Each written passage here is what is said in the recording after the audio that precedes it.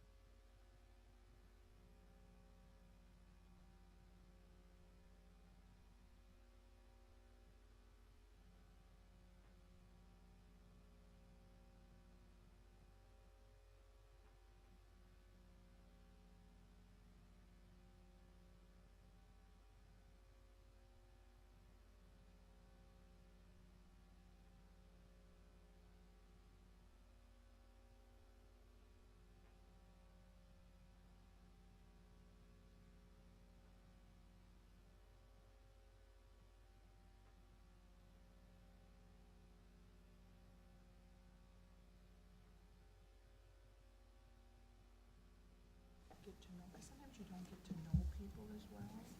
Right, I'll get that done. Here we go. What do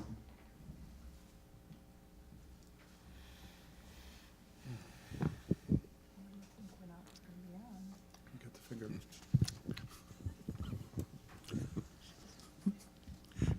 Good afternoon, and welcome to this afternoon's meeting of the Fairmont School Board. It is Tuesday, July 10, 2018. Roll call, Dell, Dan, Julian, Chair, and our Superintendent are present. Please join me for the Pledge of Allegiance. I Pledge allegiance to the flag of the United States of America and to the republic for which it stands, one nation, under God, indivisible, with liberty and justice for all.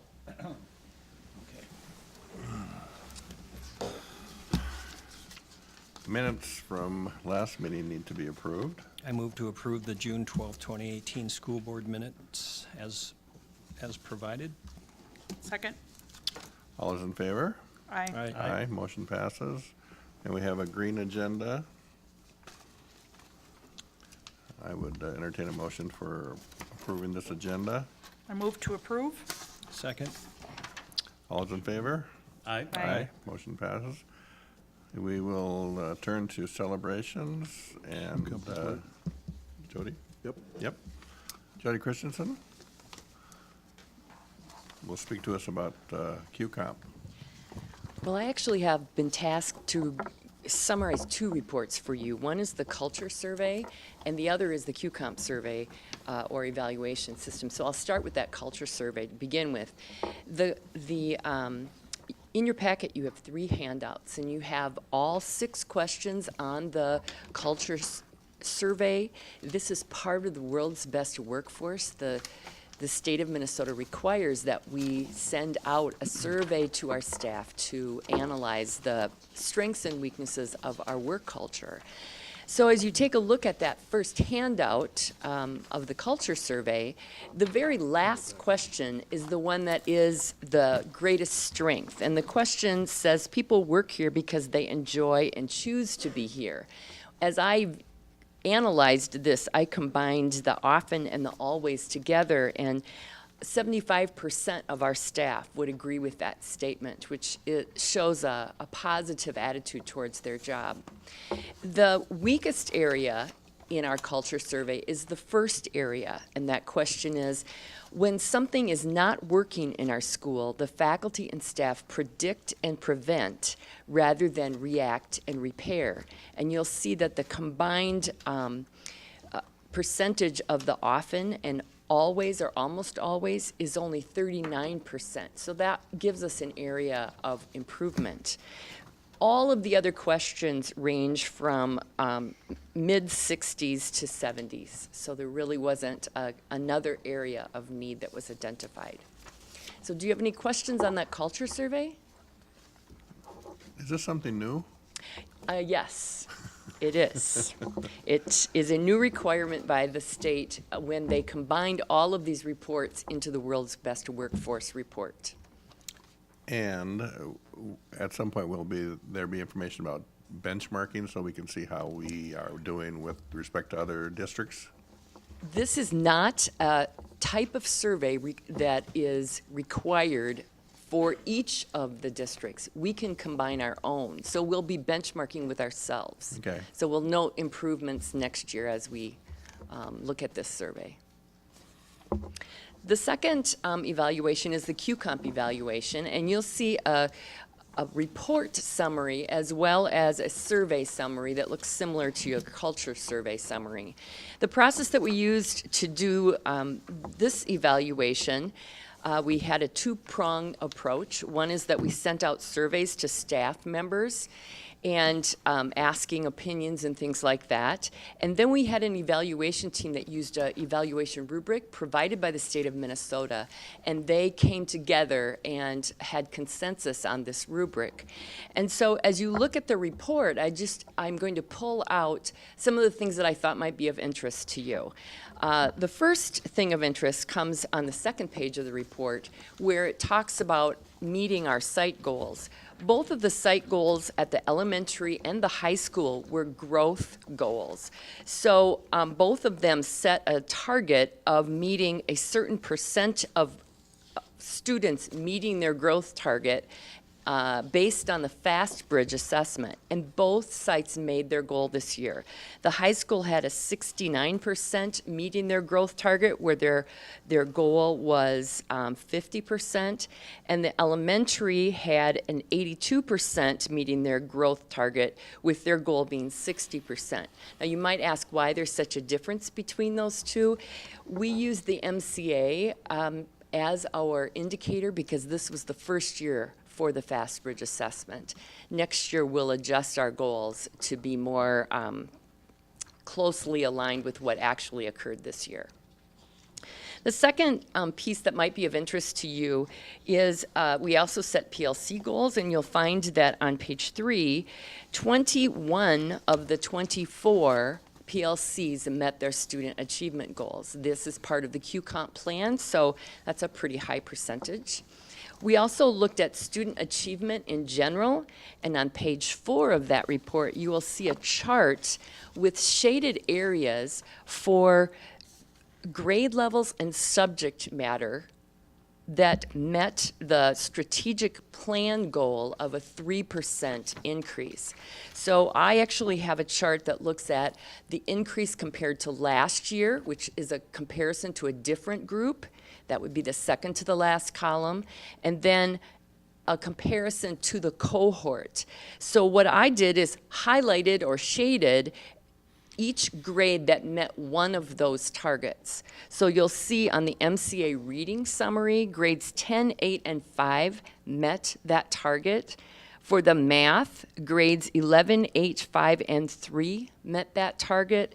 And for science, the 5th grade met that target. So that's relating to the student achievement element of QComp. In addition, there were some areas of need that the evaluation team recommended. One was that more organized trainings be designed for teacher leaders. We really attempted to do this, but because we tried to combine high school and elementary staff in an additional meeting, that was difficult to schedule. So we had smaller impromptu meetings as needs arose. This next year, we're going to try to decrease the size of our group, and we'll be able to get more smaller meetings during the day. But we just could not pull together all the teacher leaders consistently because of other scheduled meetings. The other area of need that they identified was this came through the PLC survey. teachers wanted more information about how to analyze data. And so the PLC leader, trainer, Brooke Schultz, and I are going to be offering some options on how to analyze data more effectively so you can program students using data more consistently in pinpoint areas of need. And then finally, I have the other graph summary, the pie charts. And if you take a look at each one of these areas, every single, when you combine the agree and strongly agree, every one of these came back as over 80%, even the areas that I identified as areas of need. So these were very positive results for the PLC and the coaching process and the QComp professional development money. Do you have any questions about the evaluation? I have a question, you know, in conclusion, but are you done with the full report? I am done with the report, yes. Okay. My question is, you mentioned that you had troubles getting the groups together. What were some of the barriers? The barriers were that the high school has all their meetings scheduled before school, and the elementary staff has all their meetings scheduled after school. So when do they meet together?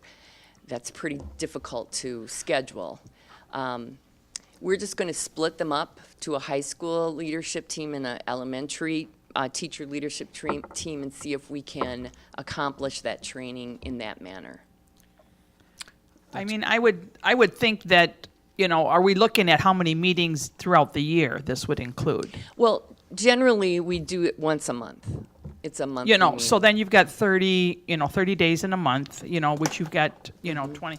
I mean, I would think we could get maybe one day where we could maybe change some, one meeting or something. I believe that they are in the works in terms of changing the meetings. Okay. But, for instance, many of the teacher leaders are also involved in our flexible PD, which occurs on the third Thursday, the only open meeting that the high school has. And so I don't know that we can get everyone together unless we went on a Friday night, which is not a very pleasant experience for the No, teachers. I can understand that, but I guess I would just like to see if we could. Well, we're going to do it during the day, like Okay. over noon, which is when we had typically done it before, but we were all in one building last year, and we were split between buildings this year. So we're going to try to do it perhaps during the noon hour Okay, and see if we can accomplish it. okay, thank you. I think I jotted the same note down, that the meetings were an issue as you presented, but it's not in the recommendations. So if there's anything that we can do as a board to help facilitate this, because we value and we know how important this is. Right, and if it's, like I said, I guess that's my point, is if we can, take away a meeting to make this be accomplished, I think that we can do that. I think we can fit it in a different manner during this next Okay. year. We're going to try. Okay, and like I said, I echo what Dell says, though, what we can do to help that. Well, thank you very much for your support of that training process. Yeah. Appreciate that. I mean, we need that. We need to Yes. continue and, make sure that we continue to be a great school, so. I had the same question, actually. We met with, actually just Joe and I met with the science and math faculty at the end of the last school year and asked them to think about, how they might collaborate across disciplines, across grade levels, across buildings to make math and science a better experience and a more productive experience for the students. And one of the concerns that was raised, and it's the concern that I've heard personally before, is too many meetings, not enough time. And if we're going to do something creative, something innovative, we need to really look at how what expectations, what pressures we have that we place on the teachers, and the board could certainly benefit from hearing from the teachers directly, how would they like their time to be used. One of the ways other schools do this is that they have small groups of teachers that share common prep time. And then they can be flexible, either meeting together to co-plan or meeting separately to plan for themselves. And those co-planning periods, that common prep time is built into the schedule. That's another way to facilitate this kind of process. But it is difficult to put that limitation on a schedule, especially at the high school level. Well, hopefully moving forward, there can be some more dialogue between, teacher representatives and the board and try to, and the principals, and try to figure out a way to, give teachers time to be, to think outside the box and to implement and try new things. That'd be great. Okay, thank you. Thank you. Thanks, Jody. Okay. Okay, so now we're in for a treat. We have we have Lily Stuber and Claire Theobald, and they're going to speak to us about National History Competition. Not gonna lie, I'm kind of nervous, so. Okay, so I am Claire Theobald. I teach 8th grade global studies at Fairmont Junior Senior High School. I worked with all of the 8th grade as well as with our 7th graders and our 7th grade teacher, Josh Smith, who teaches 7th grade American history, to bring National History Day in Minnesota to Fairmont Junior Senior High School or Fairmont area schools as basically our pilot year for this new program. So just a few stats, and I did give you a number of handouts on your desks as well. But History Day is something that is a really big deal in the state of Minnesota. We're one of the largest states. It is more than a national competition, it's actually international. So it's participated in all of the 50 United States as well as all U.S. territories, so American Samoa, we're looking at Puerto Rico, as well as U.S. international schools in other countries. So there's a delegation that works in South Korea, as well as, I'm trying to think, Lily, Singapore, yep, there's one in China. So they're kind of everywhere. But in Minnesota alone, this year we had about 27,000 students that participated at the school level. Those students, we had our very first Fairmont Junior Senior High History Day Fair on February 20th of this year. So we had all of the 7th and 8th grade students participate in that curriculum. How that works, because I know it's brand new for you guys, but it's basically, it's a cross-curricular activity, so it's something that we're really hoping to work even more with the English department with next year. But it's cross-curricular, and then it works with our personalized learning and individualized learning pieces as well that we're working at the high school. So students are able to choose any topic in world history that they're interested in.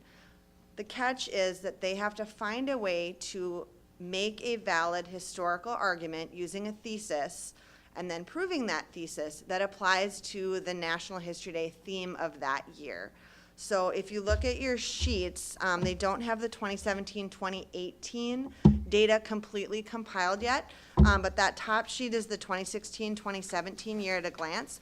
So that year, the theme was taking a stand in history. This last year, it was conflict and compromise in history. So what that means is that our Fairmont students had to take a topic, preferably over 20 years old, because they had to establish what the long-term legacy was of that particular individual's work, that particular event, whatever it is that they chose, and use those two words or use synonyms for them. So find a way to work in the word conflict and compromise. So how did a conflict in history or a personal conflict lead to a compromise? Or how was there a bad compromise that led to conflict? How were those interwoven? And like I said, they had to work really hard and conduct a lot of research to figure out what that connection is and what it is they personally wanted to prove about that particular topic that they chose. So we had some really creative projects. We had ones, I know in the paper they talked about everything from the history of fishing to looking at the Titanic and the fact that people's lives were compromised when they chose to eliminate lifeboats on that Titanic, which obviously is going to result in some conflict as well. So they did a really good job with that. At any rate, so students participated at the school level. We had our History Day, like I said, on February 20th, and we had over 30 community members that volunteered to help as judges. And I know this is televised, so I want to make sure, for sure, that if any of them are watching, that we are very, very thankful, and I really hope that you're willing to judge for us again, because you guys did a great job. So thank you to the Fairmont community for coming and helping out, really stepping up for that.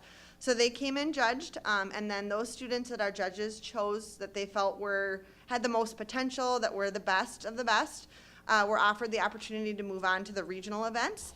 So in the state of Minnesota, we had just over 3,800 students that participated at regional events. At our regions in Mankato, there were 228 students that went, grand total. We took about 30 of those and went up to regionals, which was a great experience.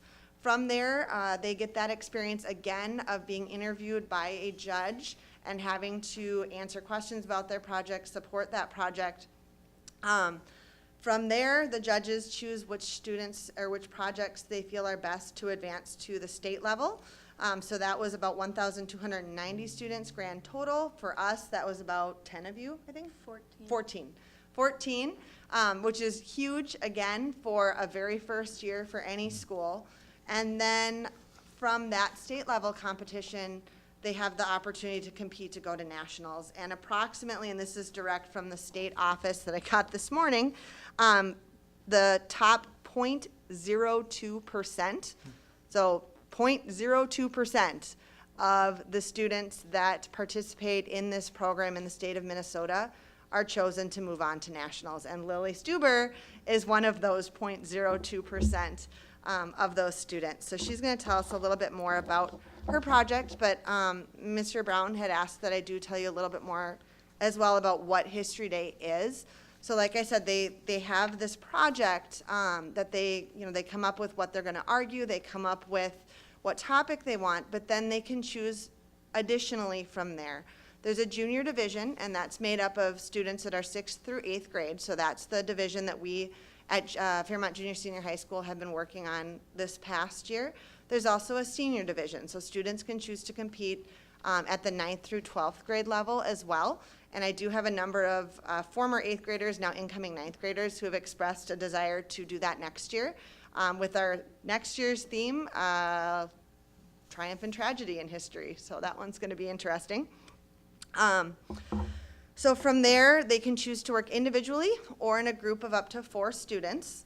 And so that gives them that opportunity if they are someone that likes to work alone or knows that they work well alone, or just an idea of when they work in a group, who is a good person to work with, what that collaboration process is like, especially when you're working at the middle school level before you get to high school and college, and it gets a lot more messy and a lot more difficult.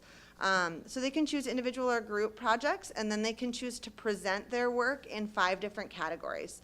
They can do a documentary, and we had a couple of documentaries this year, one of which made it to state. Yeah, Don made it to state.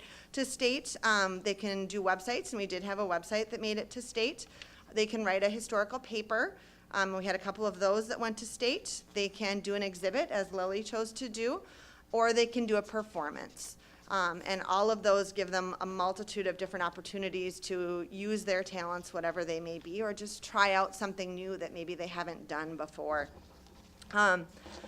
It's been proven that History Day has a positive impact on students' college readiness. So if you take a look at the back side of the front sheet, and I think it's actually on the front side of the next sheet as well, but students feel that through the History Day program, through the process of writing a process paper, of writing their scripts, of writing the paragraphs that they're going to use, they have very strict guidelines and rules that they follow, so they need to learn to be able to be concise with what they're saying.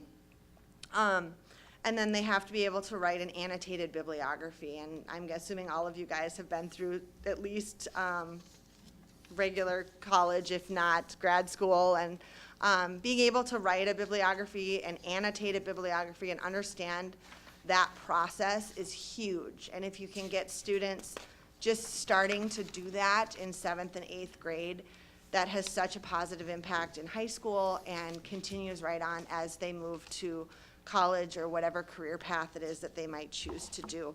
So it does have that positive impact. It also builds literacy.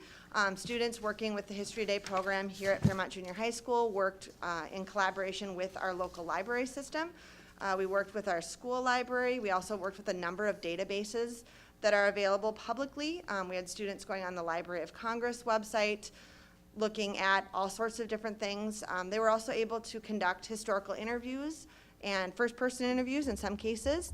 I had students that reached out to Carnival Cruise Lines. They were the ones doing the Titanic, and they were able to speak with people there. It's creative. I mean, it's something you don't think about, but when you look at long-term impact, how are cruise lines today impacted by those decisions that were made way back then, and how has maritime law changed? So they spoke with, I believe it was a 4-star admiral in the U.S. Coast Guard, which is the second highest level you can reach, and had a wonderful experience speaking with him. I'm going to let Lily talk to you about all the interviews she conducted, but it's really neat. This is a program I've worked with for over 10 years, both as a member and as an employee of the Minnesota Historical Society, as well as a teacher when I was working in Jackson. So I had students there that we had the honor of talking to some of the sentinels at the Tomb of the Unknown Soldier. We actually were able to speak with, I don't know if most likely you're not aware, but the Vietnam unknown was in fact identified. His name was Michael Blassie, and we were fortunate enough to speak with his sister about that experience, about her brother, about her thoughts on the unknowns, and created just lifelong connections. That particular student is now a member of the Tomb Guard Society. She got to go down underneath the Tomb of the Unknown Soldier. I mean, just tremendous opportunities that students are afforded by putting the time and effort into this project and really doing that firsthand research. The last little bit I just wanted to plug before I let Lily talk is the last sheet looks at the English language arts and the social studies standards that are met through the History Day programs by grade level. So it'll, at the very top, they look at the strands nationally on the history side, and then on the bottom, they're looking at the benchmarks and strands on the Minnesota state level. So for us in 7th and 8th grade, it's perfect. It perfectly aligns. They have to pose a question about a topic in world history. They have to gather and organize primary and secondary sources related to that. They have to analyze those sources for credibility and to see if they're biased, and we worked through that. They have to suggest possible answers, so that's where they come up with that thesis statement and write a thesis statement. They have to use those sources to draw conclusions and support their thesis statement. And then finally, using one of those 5 formats, they're going to present those supported findings. And like I talked about in that annotated bibliography, they're going to be citing those sources. So that's adult historian quality work that we're looking at our Fairmont students doing in 6th and 7th and 8th grade. So I'm tremendously proud of what they did this year. I think that, with collaboration further with the English department, we have so much potential. This is an amazing program, and I'm really thankful that you guys gave us a shot this year to hopefully get this started and be something that we can do year to year. So with that, Lily's going to tell you about her experiences being a national qualifier. Okay, so it really all started at the school level, and like Mrs. Thiebald talked about, it was required for all 7th and 8th grade students, but then we got to choose if we wanted to put in the time and effort to go on to the regional level if we were selected, which I was. And so then I made quite a few changes to my board and made it to the regional level. And then after that, I advanced to state after making further changes. And after making quite a few changes after that, I went to nationals and I placed in the top 40. So during nationals, we all fly out from Minneapolis as a group. All of the participants from Minnesota flew out. And then we stay in the dorms of the University of Maryland because that is where the competition is. And in our dorm, we actually had 4 other groups in that dorm, which were Hawaii, Wisconsin, Iowa, and South Korea.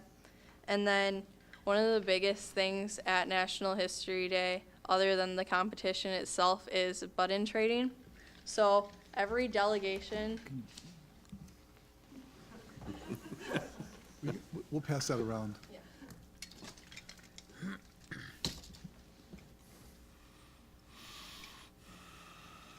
so every delegation gets to design its own button or buttons because Minnesota, we really like button trading. So we decided we were gonna have 8 different buttons. So that's a big deal, and you try and get them from everywhere you can. And it was really interesting getting to talk to a lot of those different people and just being able to hear how where you come from really changes your perspective on the world news. So other than the competition, because I am out there for an entire week and I only had to present one time for 15 minutes and then go to awards, I got to do a lot of sightseeing. And one of the most interesting things that I got to do was I got to meet Senator Tina Smith, and then she was able to get me gallery passes to both the House and the Senate, where we got to see Chuck Schumer talking on the Senate floor. So that was really interesting. And then at the end of every day while we're out there, you go back to the dorm and we have a Team Minnesota meeting where we just talk about what the plan is for the next day and how the team as a whole is doing. And then we usually play interesting games. Yeah. So I think that's everything. My project was on the Chicago Fire of 1871, and then in order to connect it to the theme of this year, which was conflict and compromise in history, I chose to focus on how it affected the insurance industry, with my argument being that the compromise policy documents in insurance led to conflict in the industry, which eventually brought about change. That change came in many forms. They demanded that all the water mains be enlarged. They also demanded that all insurance in Chicago was removed until there were no wooden buildings left standing, and that it was all replaced with fire retardant materials. They also pushed for new building laws and enforcement of those laws, because before this fire in Chicago, there were laws in place, but no one was really making sure people followed through.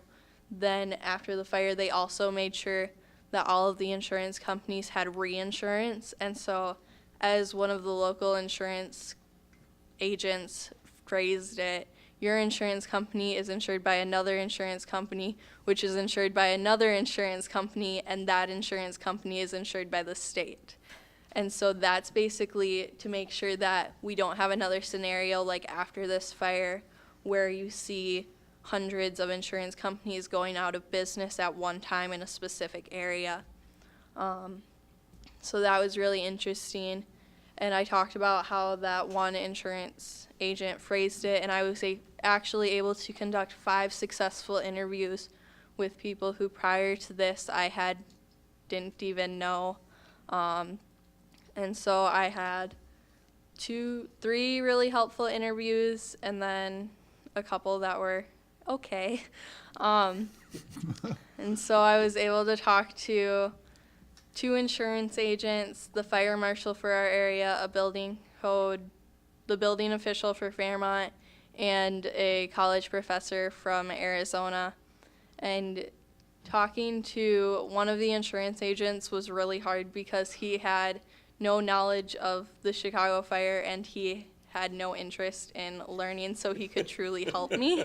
And then when talking to the Arizona professor, it was very interesting because his historical background was more in electrical fires, and he told me that no change came about after the Chicago fire because no one had the interest to change.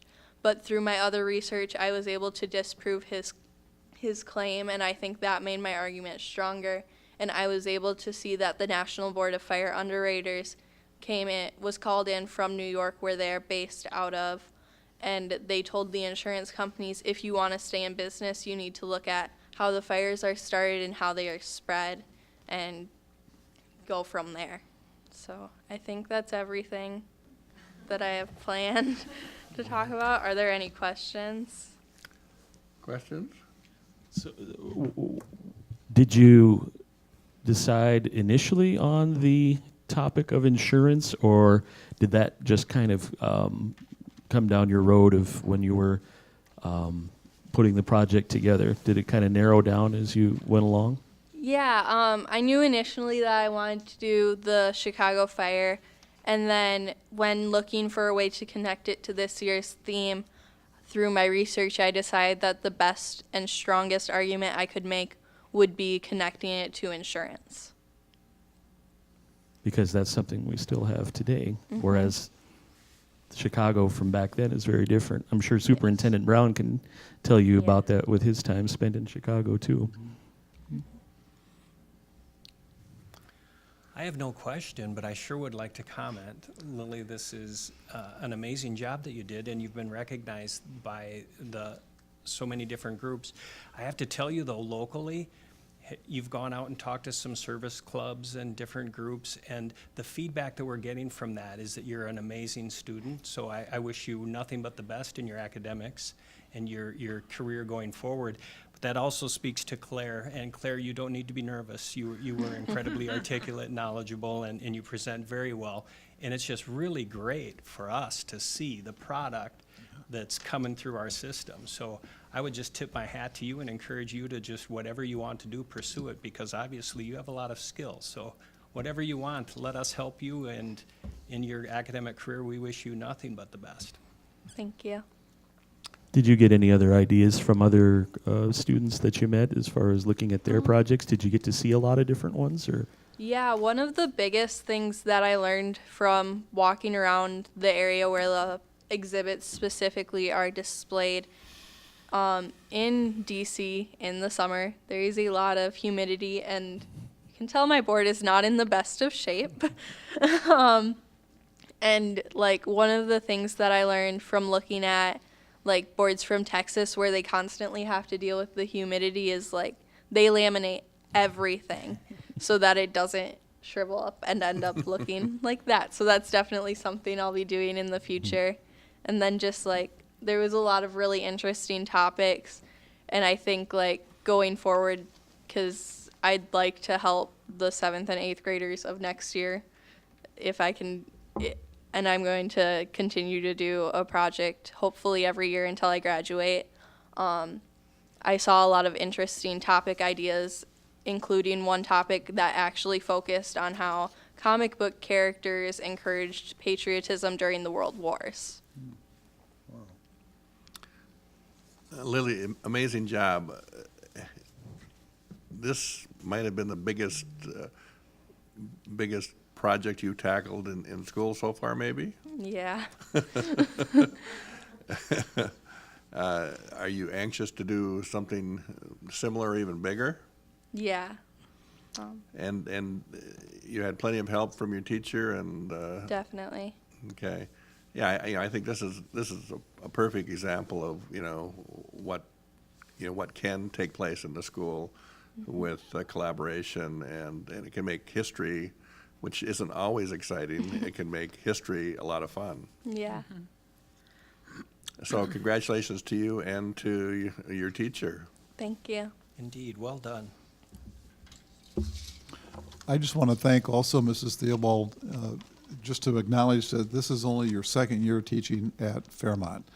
And we really appreciate that. And one thing that we appreciate with all of our new faculty is the fact that you're willing to come in and try new things and get encouragement by your colleagues in that. And I just want to remind the school board president that I'm a history teacher, and history is very exciting. Well, history. I agree. History can be exciting, but history, if it's not presented correctly, can be very dry. And obviously, you know, you've had a great experience in history, and it's an example of how history can be done well. Is this experience, Lily, is this going to maybe promote what you're going to need to do after high school? A little bit, because I want to become a musical therapist actually, which doesn't really relate back to this. But after completing this project, I'm thinking of either double majoring or minoring in history. Well, we're always looking for good history teachers. Additional good history teacher, I mean. So keep us in mind. Well, thanks so much Yeah. for sharing. Thank you. Yeah, super Very job. nice. And as a history minor myself, I'd also like to add on to Joe's thought that history is much more interesting than medicine. Doesn't, I does, don't know about that. I mean, it's not as lucrative maybe, How but about the history of medicine? There you go. The wheels are wobbling. did Mom, Okay. did Mom want to say anything? We were just gonna say there are History Day projects related to medicine. Hang on. We were just going to mention from nosebleed seats back here that there are History Day projects related to medicine every year. At the Mayo Clinic is usually very cooperative as far as projects. So looking at Triumph and Tragedy next year, I'm hoping to see students looking at the medical aspect and some of those new inventions, new vaccines, et cetera, that came out. So it isn't just the dry, boring stuff. It can relate to that too. And this is Courtney. I'm Lily's mom. I went to Washington, D.C. with her.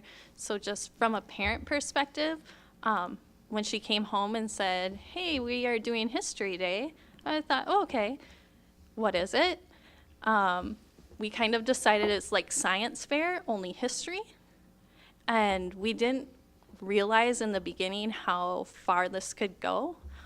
She was very dedicated, mostly on her own late nights and weekends doing research all the time.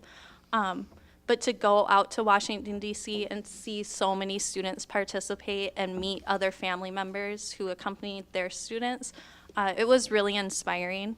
And I love the fact that having gone through college, she learned so many skills that definitely go across different subjects. And she learned so much, and it was fun. It was really personalized to her, and like we were talking, we came back with a ton of ideas for other students that thought, oh, this boy really likes baseball. Maybe he should look at the World Series scandal, you know, of the Black Sox team or the comic book area. So for me, that's really inspiring, and I just think that it would be a great opportunity for kids to take something that they think, oh, it's so boring and it doesn't apply. And, you know, to think about that fire so long ago and how it still really does affect us and make those connections is a really great critical thinking skill. So thank you from a parent for allowing us this opportunity. Did you go with Lily to the state I competition? did not ride the bus. I did go Okay. up to state to see the other members. It wasn't quite as much of a big deal as the national. State was overwhelming also. It was held at the University of Minnesota campus there.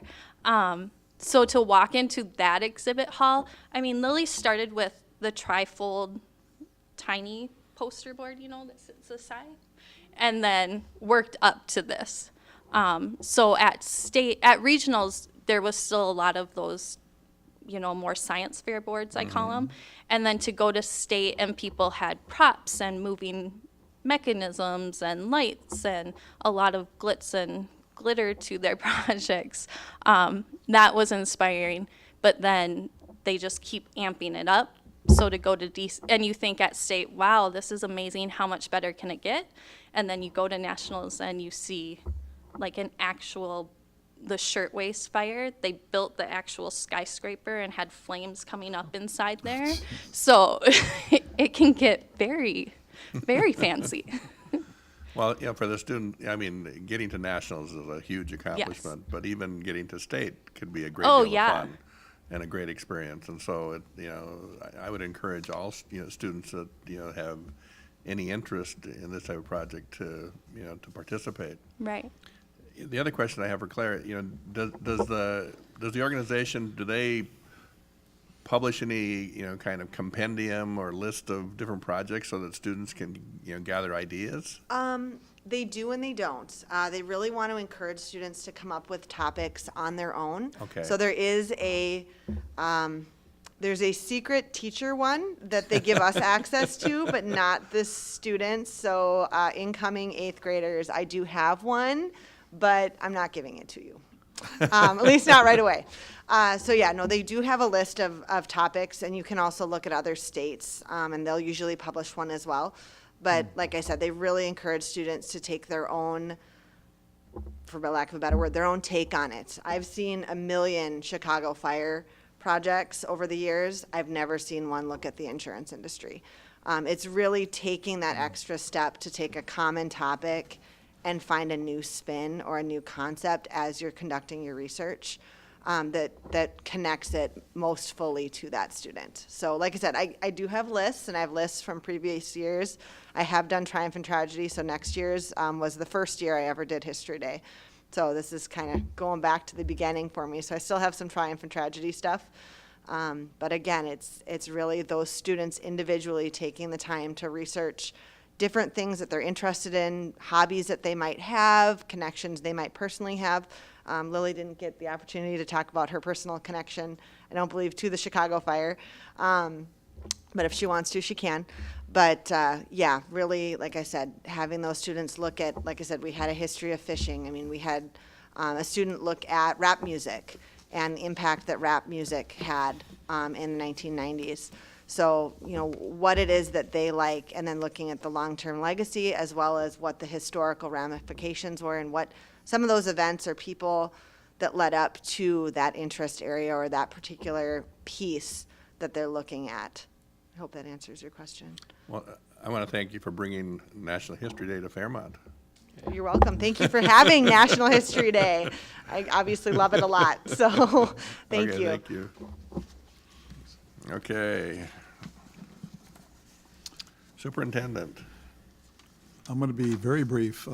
Looking at the school board calendar, on Thursday, July 19th, we'll have a policy committee meeting at the district office at 4:30. And on July 31st to August 14th is the time frame for individuals if they want to file to run for the school board. And I do have a sheet here that I'm going to give to the newspaper folks so they can publish this, so that they can tell people if they are interested in running for the school board what the deadlines are. They can start filing on July 31st.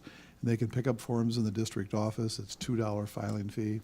And if they'd like to set up a time to meet with me or any administrator to talk about service on the school board, or I'm sure any of the incumbent school board members would be glad to talk to anybody who might be interested in running for the school board.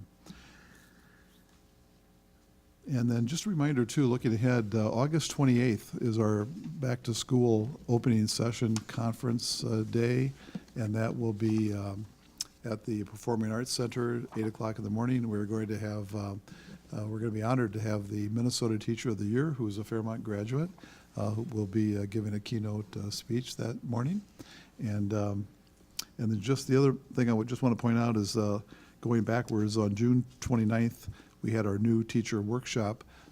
We had all of our 10 new faculty members come and have a workshop with us, and we were pretty excited. I know there was a photo in the newspaper of our 10 new faculty members, and we're very excited. And after we get through tonight's board meeting, all of our faculty and support staff will be hired for the upcoming school year. That's it. Okay, thank you. Financial business. Julie. Yes, in your packet, you will find some of the, well, there'll be bills. We did not meet the last Tuesday of June, so you have registers for that. First of all, here is the expenditure report of June 2018. Top of the page is the amounts that we have per revised budget. the expenditures and the year-to-date expenditures. And as you can see by looking at the last column, the percent of budget spent, we're getting really close because it is the last actual official per dating for those bills. But there still will be, you'll see the next couple of months, we will still have bills that will be coming in that will be going backwards into the fiscal year 2018. So you're going to see some of those yet, but so we're not at 100% on every column there. So just so some understanding with that. And then the bottom of the page is transfers wires for June 8th to July 3rd. Everything's pretty normal in there. Just want to point out that the last entry, the AP exams, that's for all the advanced placement students' exams that they've taken that we have purchased. June 2018 Treasurer's report you'll find on the flip side. Nothing really outstanding, anything unusual in that as well. Single check we have here, there's just one single check, and that is was made because we needed to make sure we got the payment in before the amount was due. So we do every once in a while have to put through a single check to make sure we don't incur any other extra expenses. Then we also have the bills from June 26th. Sue and I met and reviewed those together. I came in to do those on one of the days prior, so those bills could be paid. Some of the things I wanted to point out to you is check number 61288, Apple Incorporated. With that, there is some iMac Intel Core computers, a video mouse and keyboard that was purchased, and then there's also 30 iPads that were purchased for the early childhood department, and that was for $10,000 and then some cents with that. On the next page, check number 61292 for Bolter Companies. That is a convection steamer that will go into our food service program and is purchased with food service money. So, also at the end of the page of, and mine is more detailed than what you have, so I have more pages to go through. But check number 61298 for Crest Refrigeration. There's a down payment for the freezer project, and that will be installed at the Fairmont High School. And you'll see in the next check run there will be another one. The down payment will be this was a down payment, then we'll have the final payment as well, okay? And that's all I had to bring forward for you for that check run. And then we have, the next set we have for the July 10th bills, we have fiscal year 18 and the one that is fiscal year 19. And they're for me at the bottom of the page, check number 61381, Crest Refrigeration. That is that second payment for that freezer project that's there. So then check number 61385, check to DeWar Electric. That is part of the LED lighting project. We are continuing with that. We're starting to wind down with that, but we still have some replacements that need to be put in yet into our buildings. And now that we have the schools done and that we can get to some of those classrooms that we weren't able to get to earlier. Okay? And then the next one, fiscal year 19, check number 61375, a check to City of Fairmont. That is our payment for school resource officer. That's the first half of our annual payment. We give to the City of Fairmont $50,000, and then we are able to split that in two payments. So that was that one.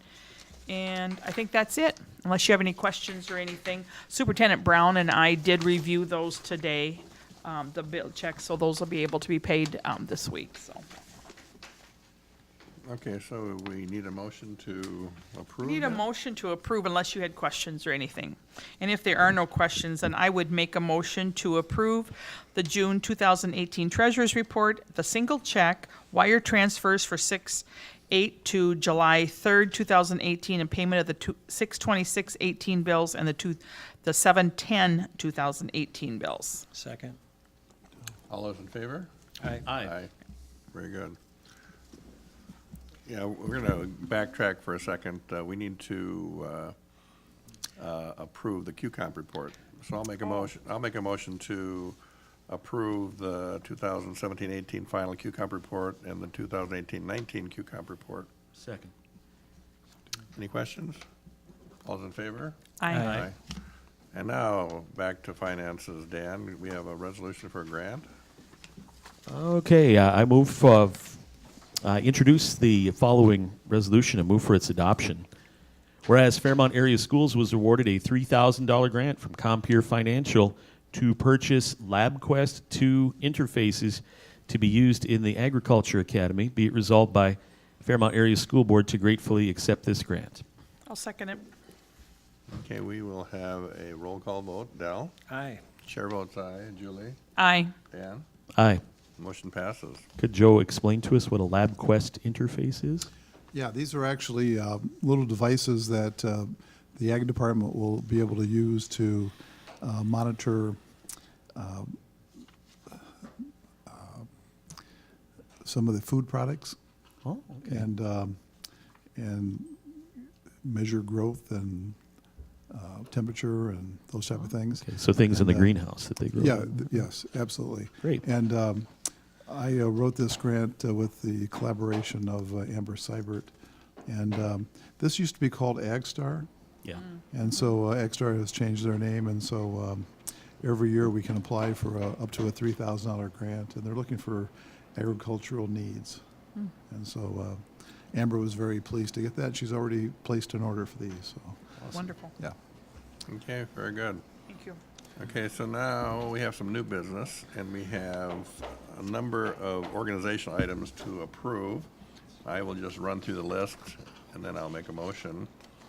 The first is to designate the second and fourth Tuesday of each month as regular scheduled school board meetings to be held at 5 p.m. at City Hall. Number two, designate the following banks as repositories of school funds and authorize the superintendent and business manager to sign release agreements for pledged securities for collateral purposes and initiate and approve electronic fund transfers. And those banks are U.S. Bank Fairmont, Profinium, First Farmers and Merchants Bank Fairmont, Bank Midwest Fairmont, State Bank Ceylon, Wells Federal Bank Fairmont, U.S. Bank Minneapolis, and State Bank Fairmont. Number three, set the compensation for school board members at $1,800 and $2,400. For school board president, compensation for each individual meeting pertaining to school board matters is set at $25 for a partial day and $70 for a full day. Number four, designate the Fairmont Sentinel as the official newspaper for Independent School District 2752. Number five, designate Matt Mahoney as Title IX Compliance Officer, Human Rights Officer for Independent School District 2752. Number six, designate Sue Nelson as District Transportation Safety Director. Number seven, designate Kim Niss as 504 Coordinator. Number eight, designate Jim Davidson as Federal Programs Administrator as provided under Public Law 107-110. Number nine, designate Joe Brown Sr. as Homeschool Coordinator. And number 11, designate Nancy Backer as the Homeless Students Liaison. 12, designate Sue Nelson as the HIPAA Compliance Officer. Number 13, designate Tyler Garrison as Health and Safety Coordinator. Number 14, set the stipend for extra duty pay at $25 per event. And finally, number 15, authorize payment of bills between board meetings for the purpose of obtaining a discount or required prepayment on an order or to avoid penalty charges. The district is also authorized to pay board bills in the event a board meeting is not held. The superintendent and business manager are authorized to approve the processing of payments for invoices submitted under contracts approved by the board and under circumstances when it is deemed necessary and appropriate to proceed with the payment. So I will make a motion to approve those previous items for the upcoming 2018-2019 school year. Second. Any questions? Would you mind reading through that list again? Yes. Oh, Yes, you would. Okay, well, here we go. No, yes, you would mind. Okay. All those in favor? aye. Aye. Motion passes. Okay, Dell, you're on. I would move to approve the renewing of the district's membership to the Minnesota School Board Association for the 2018-2019 school year at a cost of $5,856. Second. All those in favor? Aye. One more, Dell. I would also move to approve the renewing of the district's membership in the Minnesota School Board Association's policy services for the 2018-2019 school year at a cost of $685. I'll second it. In favor? Aye. Where do you, Dan? By September 1st of each year, the board must approve renewing the district's Minnesota State High School League membership. A few of the services provided by MSHSL include scholarships for AAA award winners, training for activities directors, administrative website assistance, rules training for officials and coaches, and student insurance for injuries. The membership fee will be assessed in mid-August and is based upon the number of student activities the district sponsors. Last year's fee was $2,260. I move to approve renewing the district's membership in the Minnesota State High School League for the 2018-19 school year. Second. All those in favor? Aye. And another one, Dan?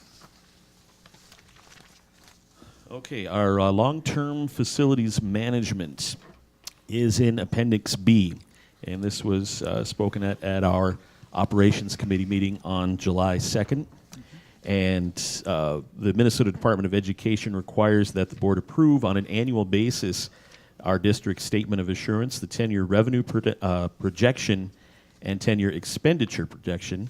And copies of this document are all enclosed, and it gives a general outline of projects that need or may need to be tackled in the district here in the next few years.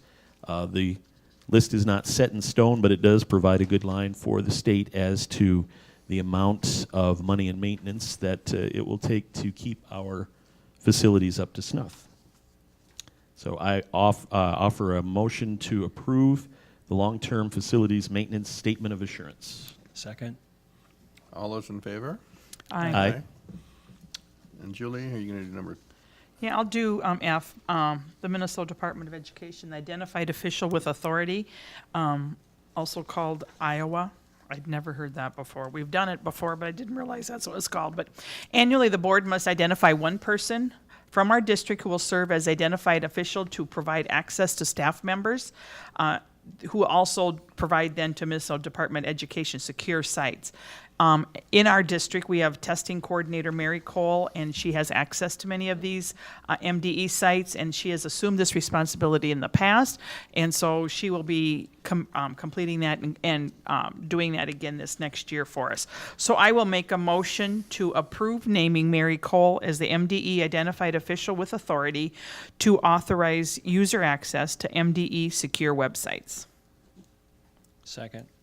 All those in favor? Aye. We'll move to personnel, and Julie? I'm back again. Okay. Employment we have here.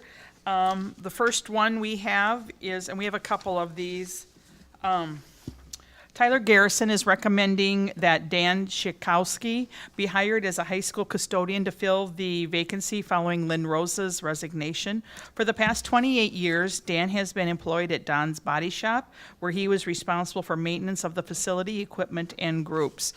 So with that, I would make a motion to approve the employment of Dan Schikowski. Actually, that's the second one that's on here. As a custodian 1, effective August 15th, 2018, a salary of step 1. Second. All those in favor? Aye. Okay, and then Tyler Garrison is also recommending that Gail Peterson be hired to serve in the new custodial position that was approved as part of the CMP contract settlement. Gail be working primarily at the high school. She has served in the district last year as a special education paraprofessional. So she has some interaction with the students, and she's aware of that and will help her, I'm sure, in her next role. So with that, I will make a motion to approve the employment of Gail Peterson as custodian 1, effective August 15th, 2018, at a salary of step 1. Second?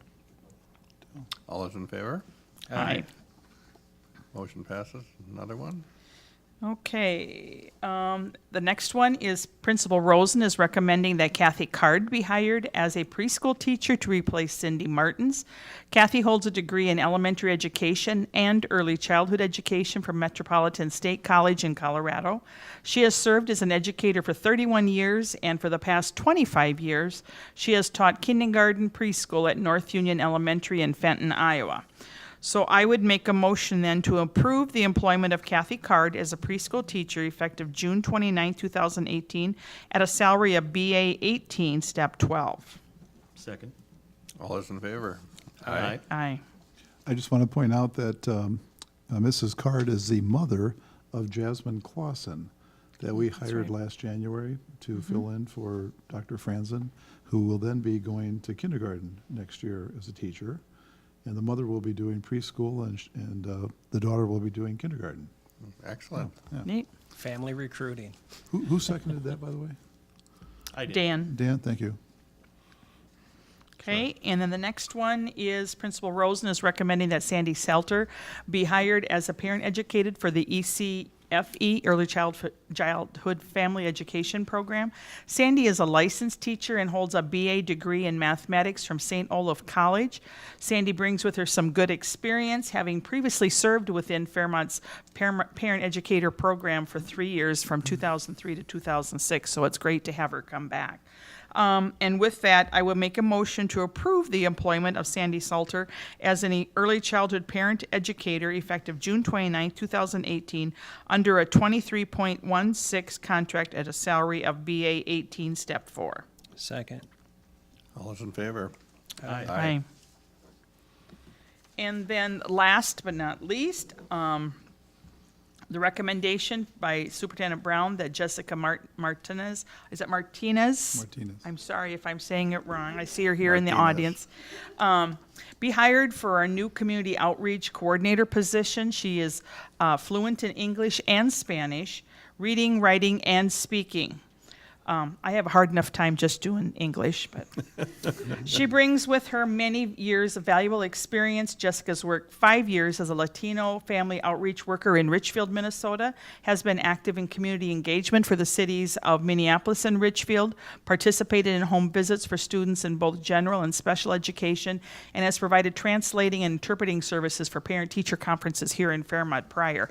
And I know that's really this is a new position, and we really are feeling that with the addition in our community, that really it's going to serve us great in our goals and helping us prepare our students, get our students better on, especially our students that have families that don't speak English with us. So this will be a great way to reach out to those families and work together in our community and that. So I would like to approve the employment of Jessica Martinez as a community outreach coordinator effective July 11, 2018, a salary of $21 an hour.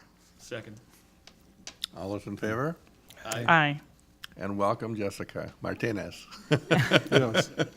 Do you want to come up and talk a little bit? Why not tell a little bit of kind of what your plans have been and what you're going to do?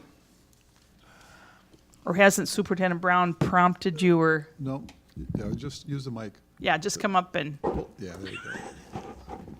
Well, first, thank you. I just moved to Fairmont 2 weeks ago. Like you mentioned before, I was working for Richfield as a Latino outreach worker for their elementary school. It was a school of 800 students, and my Latino population was of 300. I was the only Latina employee in that building, so I was working with all of these families. Throughout that, I did work with the community. We used to do VEEP, which is our food program down there. And then I became a part of the Richfield Police Department committee. A lot of fear in that community, especially with everything that's been going on. So they were trying to network different relationships that were happening, reports not being made, a lot of crime that was happening that wasn't being reported, and how we could better assist within our community. So here, obviously it's getting more diverse. A lot of changes are happening, and there is that lack of support for our Spanish-speaking students. I plan on giving it 100%, giving it everything that I have. I want to go out and be known in the community. I want to be that safe space for them, and I want results at the end. I want the students to not drop out. I want them to graduate. I want them to go on beyond high school. For our communities, for our families to know how to navigate the school system better. In Richfield, I did facilitate a parent program, and we taught them about how to navigate the school system. A lot of our Latino parents did not make it to elementary school, middle school, not even high school. So teaching them what it is, how our grading system works. So bringing all of the knowledge that I have for the past 5 years with Richfield, the last 2 with Minneapolis, and bringing that in to Fairmont. And again, I want results. I want change. And I want to support our students in the best way that I can.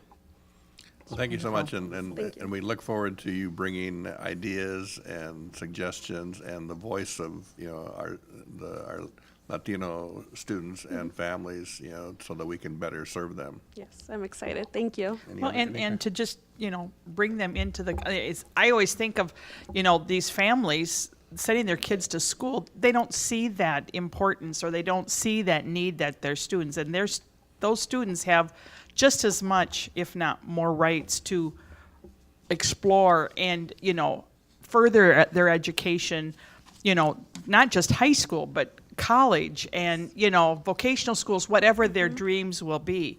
And so I think it's just going to be a wonderful addition to our district. So agree. thank you so much. Thank you. Welcome. Thank you.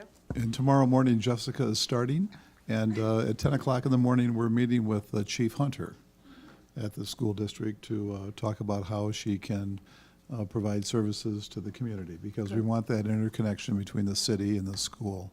So we do welcome you, Jessica. Okay, contract settlements, Dell. We've met and have a resolution with the business office personnel that includes a 50%, or Really?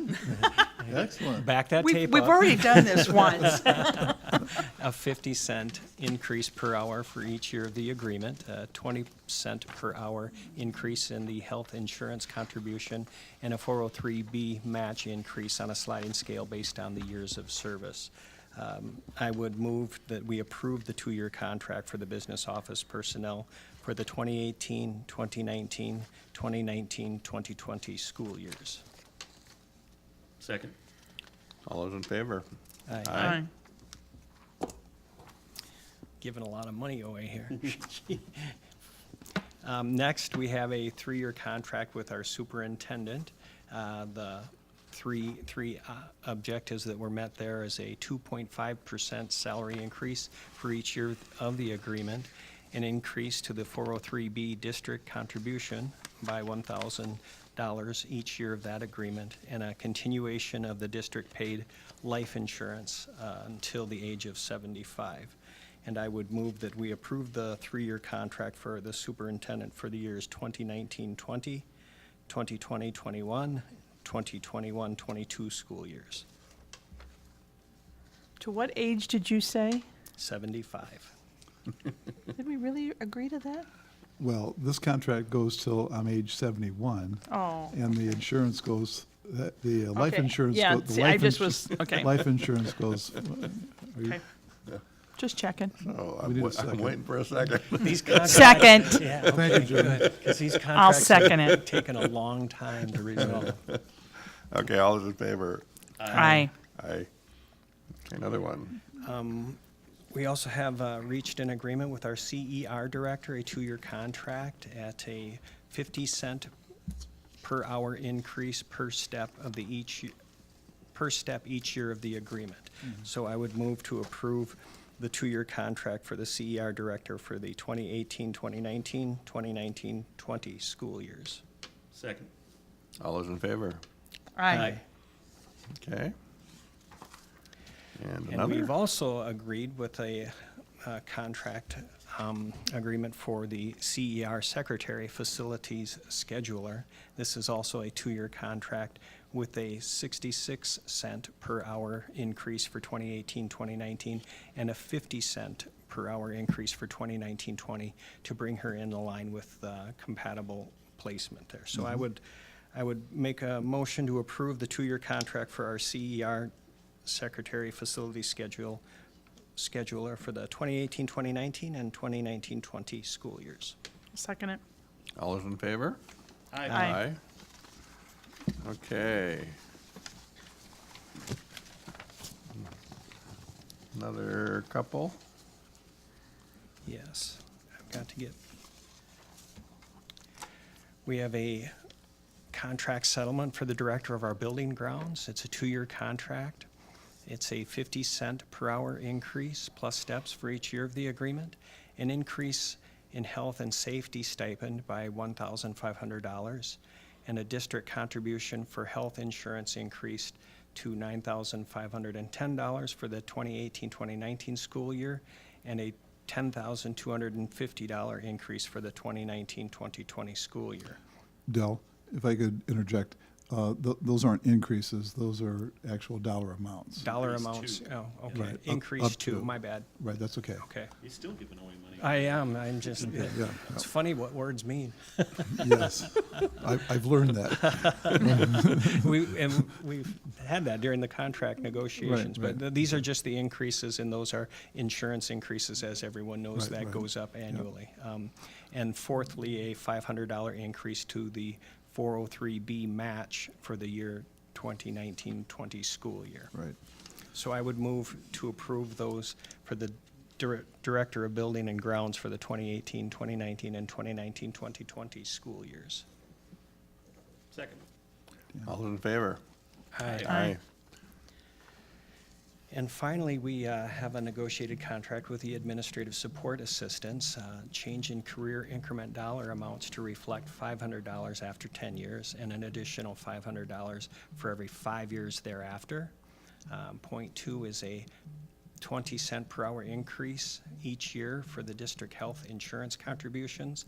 And thirdly, a 50-cent per hour increase per step for each year of the agreement. So I would move to approve the 2-year contract for the administrative support assistants for the 2018-19 and 2019-20 school years. Second. All those in favor? Aye. Okay, we finally come to board committee reports. Southern Plains, Julie, Yes. anything to report? Yeah, I do. I did not make the meeting. We are having, because of the building project that we're having with the purchase of Lincoln Schools, in that we have, decided to continue our meetings through the summer and continue with a monthly meeting in that. Like I said, I was not able to be at that meeting, but I do want to let you know that as of yesterday, all 5 districts involved in the Southern Plains have passed the new proposal to purchase Lincoln School. So that will be coming forth and being part of our process in that. And it's really exciting that we can maybe get those all those different educational programs under one roof, be in Fairmont, get the business office of the Southern Plains all in that same, so we have just some more ease with the use of our facilities and that, but then again, to the ease for the students to, that they've got the students and everybody's all under one roof. And I just can't imagine how wonderful that will be. I know when we combined in the elementary school and brought the early childhood over in and made that part of that, how wonderful that was. We heard from our staff and that worked. And I can only imagine that in a year we'll be able to realize that for our special ed students that really, sometimes, we seem that we don't always, people think we just don't do it, but, we really, those are very important students within our district too, and, we want to keep them together and give them the best educational opportunities that we can do. Like I said, all students deserve that, and so that is really what we're going to do, so. Good. Okay?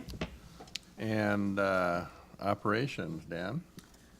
Well, as we went through in the agenda earlier, we had the long-term facilities maintenance 10-year plan. We approved that, and the 3 documents that need to be submitted to Department of Education are included. the expenditure application, the revenue projection, and the statement of assurances. And Tyler Garrison presented a list showing the scheduled projects for the next 10 years. And think of a couple of examples of them. Next year, next summer, will be the renovation of the Performing Arts Center with the new seating there. Other projects in the future would include replacement of the visitors' side bleachers at the football field. I'm trying to think of a couple of others. But those are placed in a kind of an order so we can get an idea and give an idea to the state so they know how much our school and all the schools need. It's really wonderful to be able to have part of that being provided by the state, the process to do that planning. I mean, that's just, it's wonderful that we have that ability to, you know, do those projects, but then also have a way and means to get those projects completed, Yeah. so. Things also like resurfacing of the parking lots or seal coating, the tennis courts, additional lighting at some of the other facilities, so things like that. We also reviewed banking services. Our business manager is working with Bank Midwest on the banking services agreement for the coming year. They had not reached a final agreement as of our meeting on July 2nd. And we also reviewed the fundraising log for the district. Annually, there are more than a dozen different fundraising projects for different groups